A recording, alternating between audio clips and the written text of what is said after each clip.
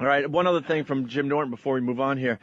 You just came in with the Village DVD, and you're just completely outraged. He was livid when he came in. He's holding it up. He was speechless. He just holds it up so we can look at it, and he's just like, this. You notice what time he came here, too? Yeah. 5:20. We're like, what's wrong? You have a fever or something? Been up all night. But he walks in with the DVD just in his hand. It's not even in his bag or whatever. Well, he doesn't have any of that stuff. He just throws a coat on and comes in here. Why? Never mind. But he's holding the DVD, and he's just ranting and raving about it. Yeah. I bought in this a bad way. In Chicago, and I'm tempted to get on a plane and go get a refund. This that bad piece of crap could be the worst thing I've ever seen in my life. I actually, at one point, thought that this M. Night Shyamalan, whatever stupid, Shamalama Ding Dong, exactly, is awful. I thought this might be a comedy. I'm like, this can't be serious. The acting was atrocious. Atrocious. The story was atrocious. The Village. I would have liked this more if it was about Greenwich Village, and instead of red cloaks, they all wear chaps and drank out of each other's mules. Everything you've done. Freshly bleached hair. Yeah, starring Martini Steve. Bunch of cozy creatures in the woods in the village. They're not monsters, they're bears. They just hug you if you cross the magic line. Beware the sweet face. It was not a horror film. I thought the acting was good. The acting was atrocious. Now, looking at the commercials for it, it was presented like some type of horror film in the same vein as what was the other movie you put out? Sixth Sense, which was great. No, Signs, and You Signs. put out Signs, so I was thinking it was going to be like that. I have not seen this movie. Oh, but don't worry, you could ruin it for me. I don't care. I won't ruin it for you, but I'll tell you who will. Joaquin Phoenix, whose next film should be called Breakdancing in Front of the Viper. Awful. You didn't like his acting when it stunk. When the retarded character in the film, Adrian Brody, stabbed him. That was the only. No, I actually liked when he got stabbed. I didn't like the fact that he did live. The only part of the movie I liked is when Adrian Brody's face got slapped, because a retard being slapped is always amusing. Always amusing. Sigourney Weaver stunk. Now you're saying the acting's horrible. William Hurt. But William Hurt's a great actor. He was awful. Sigourney Weaver is a very good actress. Sure. She is, yeah, I suppose so. She's gonna... Star-studded cast, I might add. It was amazing how... Didn't Brody win an Oscar? He certainly did for the penis. the piano. The pianist. The pianist? Was the pianist? Yeah, the pianist. The pianist. Who else? Who's the chick? Her last name is Howard? Something Howard? Yeah. Stop ripping me off, Robin. Brianna. She was atrocious. Whatever, yeah. Really? So the acting horrific. I thought it was as a goof. There's a clip here where this one woman is like thinking of proposing marriage to Joaquin Phoenix. Yeah. And I thought like this was like meant to be a comedy. I'm like, this has to be ironic. She can't really be acting. So she gets up all the courage and she walks up to him. It's supposed to be like this 1800s setting. Yeah. And he's like, he's sharpening a sword. And if you got the first clip, this is what she said. This is her like telling him that she loves him. Good afternoon, Lucius.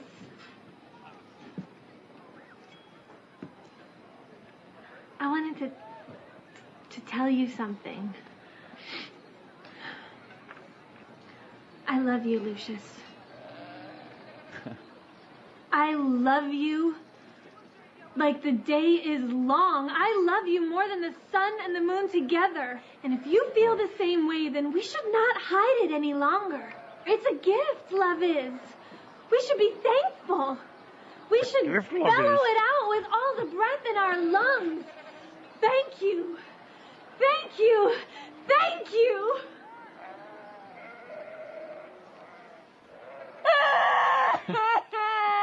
That's the next scene after he like doesn't react. That's her crying. I just wanted that in there because that's how I felt watching this film. Do you realize that? Wow, that acting is really bad. It's like listening to Blair's cousin Jerry do Shakespeare. It's horrible. That's Bryce Dallas Howard. Oh, dude, Ron's daughter. That is Ron's daughter. I'm like, it has to be his daughter for her to get acting work. She is atrocious. Well, the reviewers, I remember at the time, thought she did a fantastic job with this movie. It was... Yeah, that's what I'm, just saying. Now, Just it's not a horror movie by any stretch of the imagination? Well, they definitely marketed it as a horror Yes, they did. flick. And when I saw it, when the credits, started rolling, everyone's got really pissed off. People started throwing some of their refreshments going, that's Really? it? That's it? One of That's those it? movies This that is- ends and you're like, oh, is no, don't BS. you dare roll the credits. Yeah, this is BS. That's it? I also had Steve. Joaquin Phoenix has this thing he does.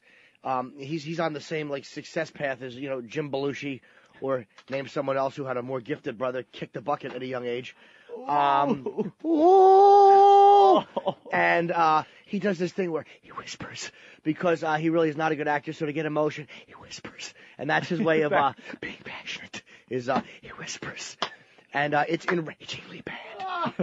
Because I don't know why actors somehow think that makes you seem passionate. It doesn't. Really? It makes you seem hoarse. It's awful. So I have a thing of him and Bryce. I think Okay. this is Bryce or the other dingbat. This right? is Joaquin's monologue, I believe. I love this Jimmy's review. It's just him and her talking, and she says something, and he's passionate. When we are married, will you dance with me? I find dancing very agreeable.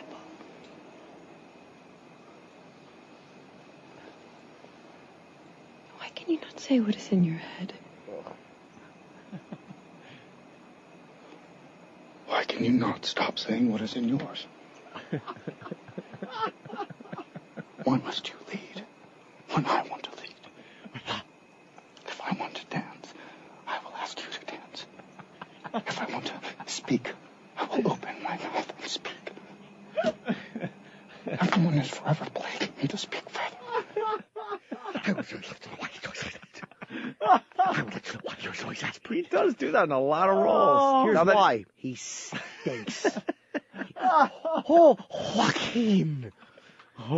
Anybody with a silent J in the beginning of their name Joaquin. is gonna stink. Yeah. That wasn't his thing, though. Opie, how do you find your coffee? Is it good? It's very good. How many splendors do you put in it? One. I can't believe it. One. And M. Night he really should be gutted for writing this dialogue. She says to him, on our wedding night, will you dance with me? I find dancing to be agreeable. How do you go through a read-through with a bunch of actors and she says that and somebody doesn't throw hot coffee at her? How does that happen? I swear to God. Because they're all agreeable in Hollywood. I was teetering thinking that this might be some kind of an ironic parody of horrible acting.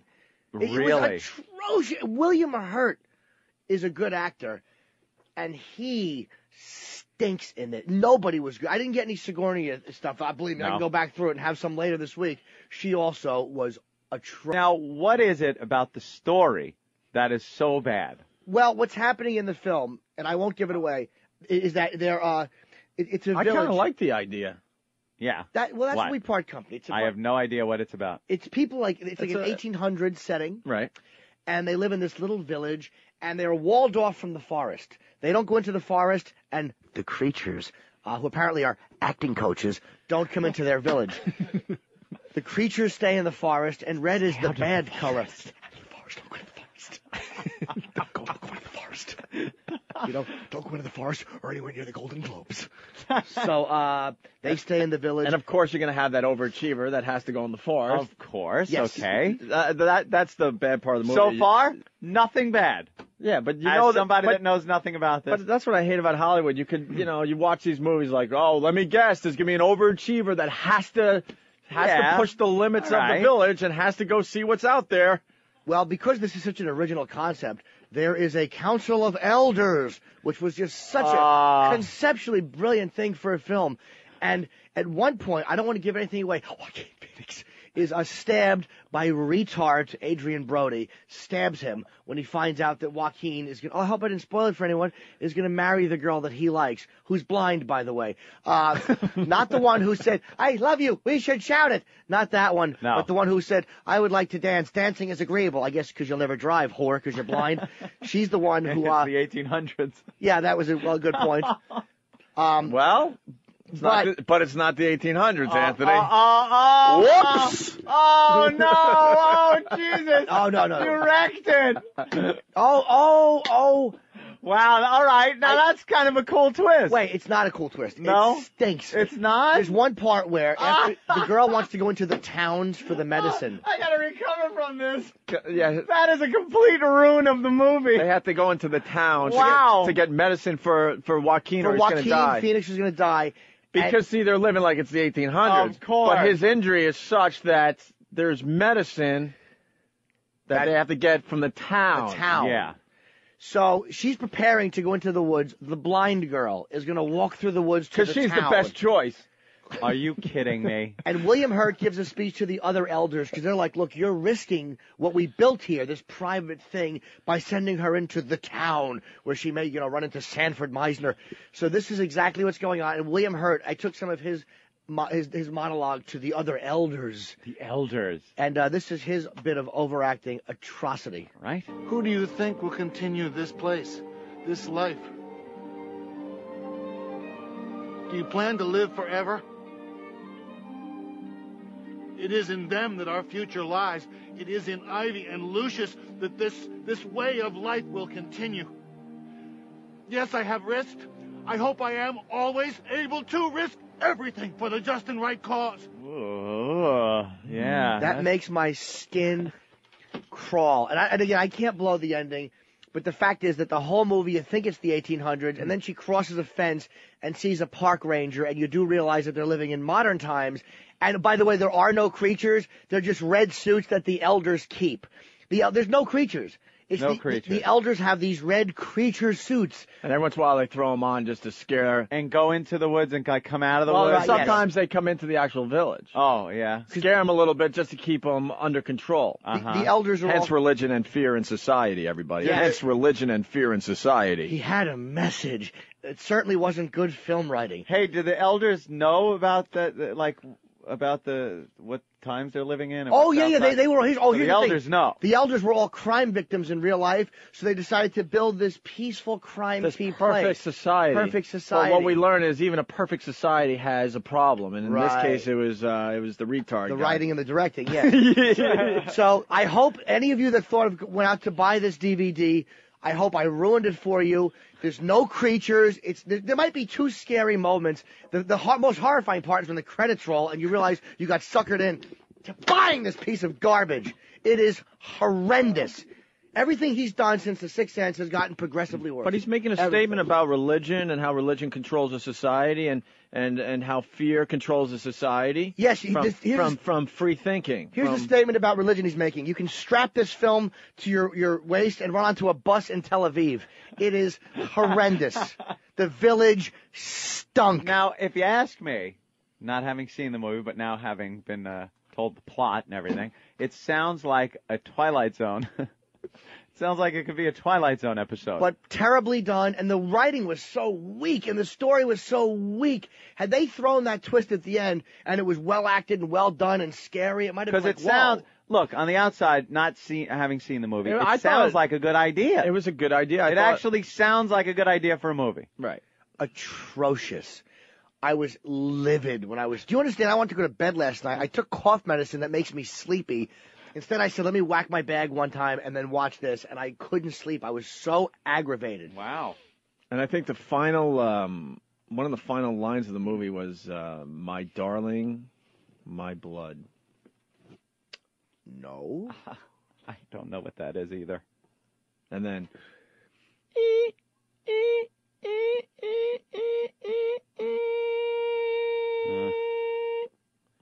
No? No. Wrong film. I don't know. I'm sorry. That's the end of another film. I really hope that somebody out there was planning on buying this DVD and it's ruined for Really you. fast, because a couple people want to defend the movie. Oh, yeah? Jimmy. Eric from Nebraska. Eric? Of course. Hey, how's it going, guys? What's up, Nebraska? Well, I've been listening to your show since October. Love the show, but... I hate the show myself, but thank you. I tell you, Jimmy, maybe you should go out and get a hooker because you shouldn't be in a very pissed-off mood this morning. The Village is an awesome movie. Hey, listen, first of all, you live in Nebraska. You just like it because with the 1800s, that looked like futuristic and modern to what you're used to out there. The movie stunk. Someone doesn't like wide open spaces, eh? I love wide open spaces. Eric, what did you like about the movie? Well, I've watched all of M. Night Shyamalan's work, and he's a hell of a writer in the sense that he will drag you one way and then give you that plot twist at the end. Yeah, like everybody else in Hollywood does now. You go left, you go right, and there's the guy in the middle with no money going, what do you want from me? It stinks. It looks familiar. Not everybody can be wrong, and you're a hell of a comedian, but apparently you don't know shit about acting. I know a lot about acting, and I know awful acting, dude. Believe me, I like good actors. I'm disgusted that Jamie Foxx didn't win Best Actor, that he only won Best Actor for a musical comedy. I know a lot about acting. You've come back. And every once in a while, Hollywood will surprise you and throw you a twist, because I really thought that Morgan Freeman was going to be the one that died. Uh-huh. Well, All right, now I know. I just wanted to send the movie a little bit here and say hello to you guys. Dude, maybe my words ain't worth much, and that's fine. But, no, The Village, all right, Eric. Dude, The Village was atrocious. The twist, it cheated. The story was so weak and all over the place and boring. That's cornball love story between that dullard Joaquin Phoenix and this stupid blind broad who walks through the woods, and then Adrian Brody at the end escapes because he tried to kill somebody, and then he puts on the red monster suit, and she stands in front of an open hole and then steps away at the right moment, and Adrian Brody runs and falls and dies in the hole. The blind girl found the hole in the woods and knew to step away, so the retard in the monster costume, and this idiot from Nebraska is calling up like it's Citizen Kane. It stunk. All right, Bob from Jackson wants to defend The Village as well. Go ahead, Bob. Morning, shit dicks. How you doing? Home of the Super Bowl. Hey, Jimmy, stick to comedy, man. I thought the movie, it was a little frustrating through the middle of it, and toward the end, it just all came together, man. I love that movie. Yeah, but you know what it seems like to me? Again, not having seen the movie, it seems like a story like that, where the end is the big twist, that you got to then fill up the entire movie with some type of story. Like you could have, all right, it's the 1800s, monsters in the woods. At the end, we're going to show you it's not the 1800s, and go. Now you got to fill it up with what, a crappy love story was in there? See, the whole thing was, here's what he was trying to do. He was rushing. He thought he had this brilliant plot twist and this amazing ending. So the whole film was basically built to try to justify this thing he probably envisioned, and it was crap. When you look at The Sixth Sense, that was to me great. It was a great movie. It was well written. It was believable. It caught me off guard. It blew me away. This was crap.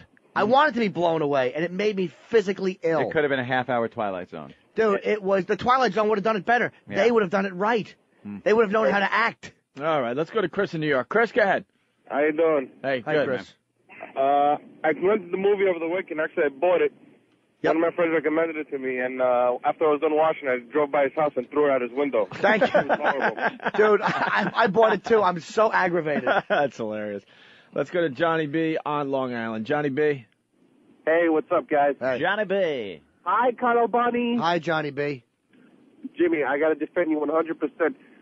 I have never been to a movie where everybody in the movie theater for opening night said, wow, that sucked. Yeah, that's what I got when I went. Everyone was around me going, I can't, what? That's it? I got to see it just to see how bad it is. No, I'll loan you my DVD. Don't waste your time. And don't even bother. Don't even think about seeing Napoleon Dynamite. Don't. I saw Napoleon Dynamite. You like? It was really weird, but it's funny. It's funny. It's a goofy movie. I mean, it doesn't really have a real story to it, but the characters are kind of funny enough that it carries it. Yeah. Yeah. Right. I think if you watched it a few times, it's one of those movies that if you watch a few times, you'll get certain parts of it that really make you laugh. Yeah. Trevor in Jersey. Trevor? Hey, guys. Hey. The retard's parents crying at the end after they found out he was dead made up the whole rest of the movie for me. I thought that made the whole movie. Why, was it funny? Yeah, you didn't laugh your ass off. I'm trying to remember.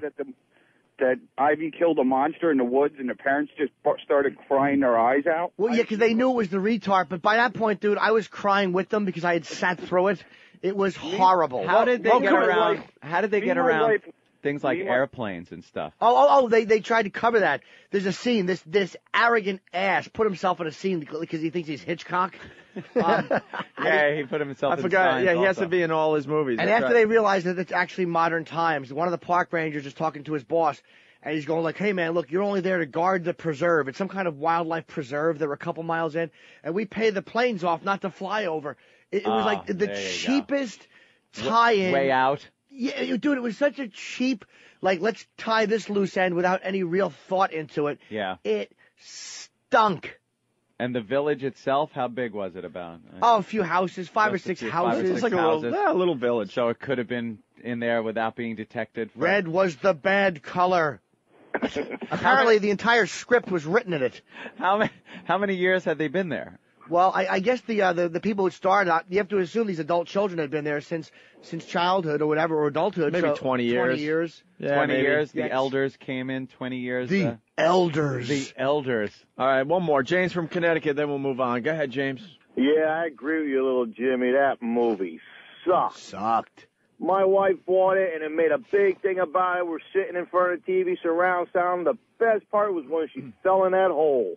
Yeah. It sucked. Dude, I was so mad I wanted to throw myself in front of a train. Oh, and to compare it to the Twilight Zone, you just killed the Twilight Zone. That was way better. Hey, did you see, I tell you what blew me away that I absolutely loved and I thought was going to be overrated. I saw Ray, and I thought that was phenomenal. I didn't expect to like it. I'm like, this will probably be blown out of proportion, but it was great, man. It was horrible, but I agree with you. Does he die at the end? All right, thanks, buddy. No, but he actually like winks and says, "I can see."